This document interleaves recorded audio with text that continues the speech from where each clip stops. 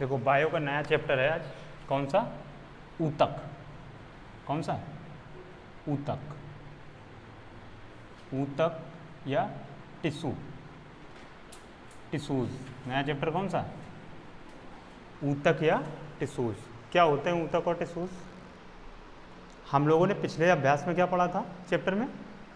पादप कोशिका और जंतु कोशिका। अब ऊतक क्या चीज़ है?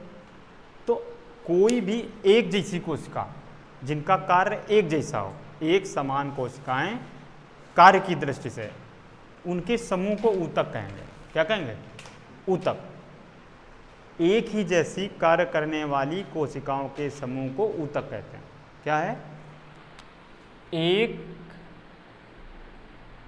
जैसी कोशिकाओं के समूह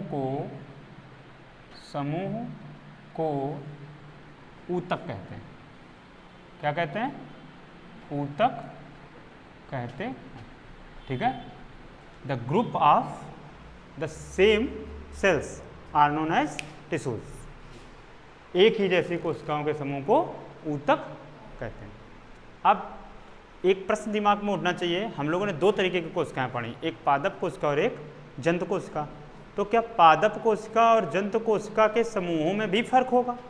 तो यानी पादप ऊतक और जंतु ऊतक दोनों में भी फर्क होगा।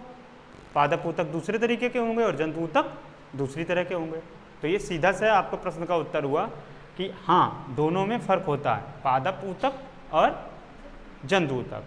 पादप मतलब प्लांट, ठीक है, और जंतु मतलब जितना एनिमल, कोई भी लिविंग बींग्स है, उन सबको हम लोग जीव जंतु को उसके अंतर्गत रख देते हैं। तो अब इसके बाद अगला टॉपिक आता है तुम्हारा, हम लोगों ने ऊतक जान लिए। ऊतक के बाद क्या जाना हम लोगों ने? पादप ऊतक। क्या जाना? पादप ऊतक। ठीक है। Plant tissues. क्या होगा ये? Plant tissues. और उसके बाद जंतु ऊतक। क्या होगा? जंतु ऊतक, यानी कि टिश्यूज ऑफ एनिमल बोल दो या एनिमल टिश्यूज बोल दो, एनिमल टिश्यूज। ठीक। तो पादप ऊतक और जंतु ऊतक कार्य प्रणाली के आधार पे या इनकी संरचना के आधार पे दोनों अलग अलग तरीके के हुए। जो ऊतक पादप में पाए जाएंगे वो क्या कहलाएंगे? पादप ऊतक। और जो जंतुओं में पाए जाएंगे वो क्या कहलाएंगे? जंतु ऊतक। फिर आता है इनका श्रम यानी डिवीजन ऑफ वर्क का, ठीक है, श्रम के आधार पर विभाजन। क्या होगा? जैसे पादप ऊतक हैं, तो पादप ऊतक में ज़्यादातर ऊतक जो कोशिकाएं होती हैं वो निर्जीव होती हैं। जैसे जीव जंतु होते हैं तो वो भोजन की तलाश के लिए इधर उधर भागते हैं। कोई भी लिविंग बींग्स हो, कोई भी जिंदा चलने फिरने वाला जीव जंतु है जिसको हम लोग सजीव कह देते हो, सजीव तो पादप भी हैं और जंतु भी हैं, लेकिन जो चल फिर सकते हैं तो उनको हम लोग जंतु की जीवों की श्रेणी में रखते हो। तो जीव अपने भोजन और पोषण के संघर्ष के लिए इधर उधर भागते हैं, घूमते हैं। तो उसकी वजह से उनके जो कोशिकाओं का समूह है उनकी कार्य प्रणाली अलग है, उनको ज़्यादा ऊर्जा की आवश्यकता होती है, तो उनके शरीर के ऊतक अलग हैं। लेकिन पादपों में क्या है? पादप चल फिर नहीं सकते, चलते फिरते तो है नहीं, तो उनके ज़्यादातर ऊतक और कोशिकाएं क्या होती हैं? निर्जीव होती हैं, मरी हुई होती हैं। ठीक है। जीवों में ज़्यादातर ऊतक सजीव होते हैं और उन्हें अधिक ऊर्जा की जरूरत होती है, और जो पादप में ऊतक होते हैं वो निर्जीव होते हैं, उनमें ऊर्जा की आवश्यकता कम होती है। ठीक है। तो जो पादप ऊतक होते हैं वो ज़्यादातर सहारा देने के लिए काम में आते हैं, वो मजबूती के दृष्टिकोण से अधिक मजबूत होते हैं। परंतु जो जीव जंतु होते हैं उनके ऊतक लचीले होते हैं। कैसे होते हैं? ताकि चल फिर और गति कर सकें, इसलिए जंतुओं के ऊतक कैसे होते हैं? लचीले होते हैं। और पादपों के स्थिर दृढ़ होते हैं। कैसे होते हैं? स्थिर होते हैं और दृढ़ ऊतक होते हैं। ठीक है। जो ज़्यादातर निर्जीव कोशिकाओं से बने होते हैं पादपों के ऊतक, और सजीवों में क्या बने होते हैं? सजीवों में किसके बने होते हैं? जीवित कोशिकाओं के, क्योंकि उनको ज़्यादा ऊर्जा की आवश्यकता होती है, लगातार उनका जिंदा रहना जरूरी है। ठीक है। उसके बाद फिर आता है कि हम लोगों ने देखो कोशिका होता है पहले, फिर कोशिका से क्या बनता है? कोशिका, कोशिका से फिर कोशिकाओं का समूह जिसको क्या कहोगे? ऊतक। कोशिकाओं का समूह जिसको क्या कहोगे? ऊतक। इसको क्या बोलोगे? ऊतक। ठीक है। फिर उसके बाद क्या होगा? इनके अब ऊतकों का समूह क्या होगा? ऊतकों का समूह क्या कहलाएगा? अंग। क्या कहलाएगा? अंग। कोई भी शरीर का अंग है, एग्जाम्पल में जैसे हमारे नाक, जीभ, आँख, ये क्या है? सब एक विशेष प्रकार के ऊतकों का समूह ही तो है। और वो उनकी कार्य या प्रणाली के आधार पर ही तो वो बांट दिया गया है कि आँख का ऊतक है, ये जीभ का ऊतक है। और फिर अगर हम लोग और आगे बढ़ेंगे, अब अंगों के समूह को क्या कहोगे? अंगों के समूह, अंगों के समूह को क्या कहोगे? जीव। क्या कहोगे? जीव का निर्माण कैसे होगा? अंगों के समूह से। कोई भी जीव जंतु संसार में बना है उसको पहचानते कैसे हो? उसके अंगों से तो पहचानते, आँख है, नाक है, मुंह है, हाथ है, पैर है, उसी का झुंड पूरा समूह, लीवर है, सब इसी को तो कहते हो जीव है। और जीव को कैसे डिसाइड करते हो तुम लोग?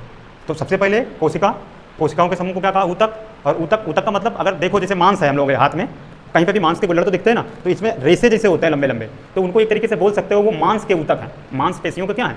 ऊतक है। जैसे हड्डी के अंदर भी, हड्डी तो तुमको टाइट दिखती है, लेकिन हड्डी को जूम करके देखोगे तो कोशिकाओं के समूह लंबे लंबे झुंड में रेसे जैसे बना रहे होंगे, तो वो क्या कहलाएंगे उस जगह पे? ऊतक। क्या कहलाएंगे? ऊतक कहलाएंगे। तो ऐसा नहीं कि सिर्फ मुलायम है तो वही ऊतक है। हम लोगों के खून के अंदर कौन से कण होते हैं? रक्त, लाल, WBC, 3 तरीके के रक्त के कण होते हैं कि नहीं? एक होता है WBC, एक होता है RBC, तो ये भी क्या, एक होता है प्लेटलेट्स। क्या होता है? प्लेटलेट्स। तो अब ये तीनों कण हैं, तो ये खून में घुले हैं, तो अब RBC, ये रेड ब्लड सेल्स है जो लाल कणिकाएं होती हैं, उनका समूह भी क्या कहलाएगा? ऊतक कहलाएगा। अब ऊतक का मतलब ये जरूरी भी नहीं कि वो बंधा ही हो। शरीर में मात्र एक ऐसा ऊतक जो द्रव अवस्था में पाया जाता है वो है रक्त। क्या है? रक्त। बाकी सब बंधे होते हैं, हार्ड होते हैं, ठोस होते हैं, लेकिन सिर्फ रक्त एक ऐसा ऊतक है जो शरीर में किस अवस्था में पाया जाता है? द्रव अवस्था में पाया जाता है। ये ध्यान रखना, ठीक है। हम लोग इसमें कोशिका से ऊतक, ऊतक से अंग और अंग से जीव, लेकिन इसके बीच में भी एक कड़ी हम लोग मान सकते हैं। कौन सी? बीच में कौन सा मान सकते हैं? अंग तंत्र या तंत्र। क्या? तंत्र, ठीक है, जिसको सिस्टम बोलोगे। क्या बोलोगे? सिस्टम। फिर अंग तंत्र से, अंग तंत्र लिख देते हैं, अंग तंत्र के समूहों से जीव बनता है। अब तंत्रों में अगर एक उदाहरण लें, एग्जाम्पल लें, कौन कौन से होते हैं? जैसे श्वसन तंत्र, खूब पढ़ा होगा छोटे क्लासों में। श्वसन तंत्र, परिसंचरण तंत्र, परिसंचरण तंत्र, और कंकाल तंत्र। पढ़ा है कि नहीं पढ़ा है? तो ये तंत्रों के निर्माण से फिर तंत्रों का जो समूह होगा, अंगों का ना होकर किसको बोल देंगे हम लोग यहाँ पे? तंत्रों के समूह, है ना। अंगों का फिर ना होकर अंग तंत्र हो जाएगा। क्या हो जाएगा? अंग तंत्रों का समूह। अंग तंत्रों के समूह को क्या कहेंगे हम लोग? जीव कहेंगे। अब फिर जितना आप डीप जाते जाओगे तो इसके अंदर क्लासिफिकेशन अंदर और अंदर होता जाएगा। अभी आपके लिए इतना ही ठीक है। हम लोगों ने ऊतक, ऊतक के प्रकार इनको जाना। अब हम लोग पढ़ेंगे पादप कोशिकाओं, पादप ऊतक यानी प्लांट टिश्यूज़ को डिटेल में। तो प्लांट टिश्यूज़ दो तरीके के होते हैं। कितने टाइप के? दो टाइप्स के हैं। नंबर एक विभाज्योतक ऊतक, जिसको इंग्लिश में बोलते हो मेरिस्टेमेटिक टिश्यूज़। क्या बोलते हो? Meristematic tissues. कोशिश करो बायो में इंग्लिश के वर्ड जरूर इंपॉर्टेंट रखो, इंपॉर्टेंस उनको दो, नहीं तो आपको आगे की क्लास में अगर बायोलॉजी पढ़ोगे तो दिक्कत होगी। इसलिए हिंदी पे तो पढ़ो ही पढ़ो, लेकिन साथ में इंग्लिश पे ज़्यादा जोर रखो। स्थायी ऊतक, परमानेंट टिश्यूज़। क्या हो गया? ठीक है। पादप, अब ये कोशिका नहीं है, ध्यान रखना। हम लोगों ने क्या पढ़ रहे हैं? हम लोग ऊतक पढ़ रहे हैं, पादप ऊतक पढ़ रहे हैं, कोशिका नहीं। कोशिका तो हो चुका, हम लोग पढ़ चुके हैं। पादप ऊतक यानी प्लांट टिश्यूज़। तो विभाज्योतक हो गया और स्थायी ऊतक हो गया। अब ये होते कैसे हैं?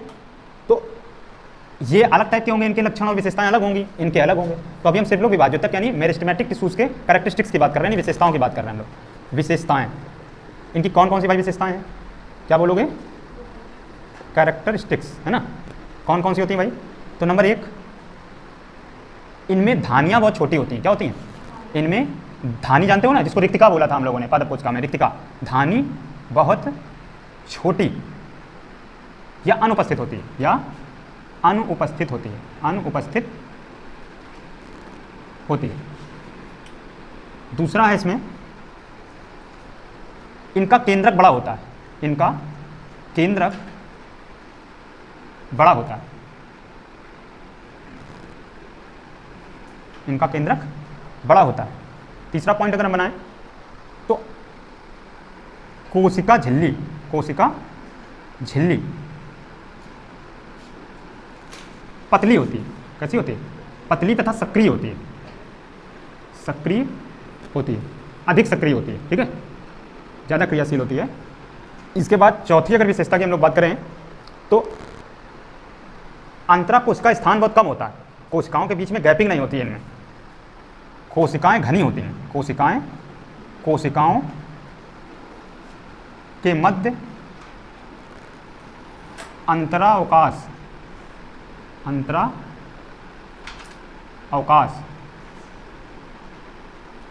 कम होता है, ठीक है। इसके अतिरिक्त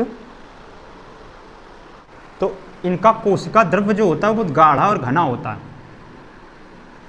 इनका कोशिका द्रव्य सबको मालूम है ना, कोशिका द्रव तो द्रव ना लिख के यहाँ द्रव्य लिख लो।